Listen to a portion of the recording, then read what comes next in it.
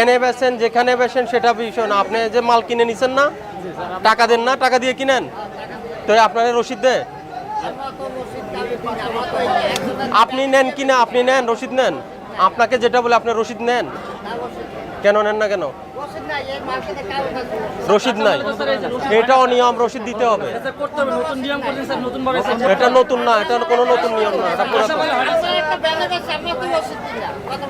আপনাকে আমি দেওয়ার কথা বলছি না, আপনি যার থেকে কিনছেন তার থেকে রসিদ আছে নাকি?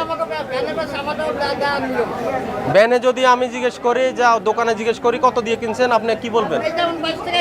মুখের কথা না, আপনার লিখিত কোনো রসিদ লাগবে, আপনার লিখিত লাগবে, লিখিত রসিদ লাগবে। হ্যাঁ চালু হয়ে গেছে, চালু আগে করা আছে, আপনার প্র্যাকটিস করেন। ওটা প্র্যাকটিস করেন না আপনারা। করলে দোকানদারের লাগে ভালো, আমাদের সাধারণ মানুষের লাগে ভালো। জি, আইন করলে অনেক ভালো। যারা স্যার যে কথা বলছিল সঠিক কথা বলছে, ঠিক আছে, মূল তারিখে থাকবে, ঠিক আছে।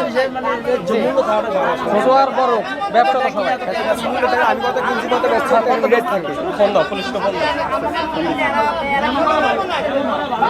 দুইটা গলি আছে, ওই পাশে একটা গলি, বলে যে সবজির গলিতে আসতে। ওইদিকে ওইদিকে আরেকটা গলি আছে। মূল সবজিগুলো এই পাশে। বলেন যে সবজির গলিতে আসতে। ঠিক আছে, ওইদিকে যাই। আচ্ছা সবজিগুলো দেখি। পুলিশের আসতে বলো। এই এই আপনাকে লাশবারের মতো জরিমানা না দিবেন, আপনার এটা সিলগালা হয়ে যাবে। ঠিক আছে, ওটা ফাইনাল কথা বলে দিলাম।